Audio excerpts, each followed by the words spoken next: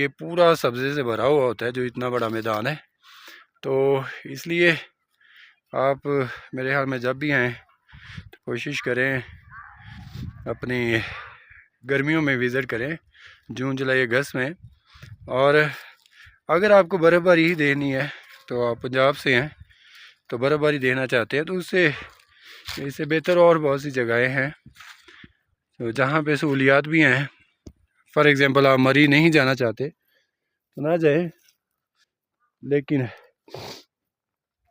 मरी के अलावा भी है ना काफ़ी खूबसूरत जगह हैं। मतलब यूबिया एक है प्लेस, वहाँ पे भी काफ़ी मतलब बर्फ़बारी होती रहती है तो वो एक पॉइंट हो सकता है।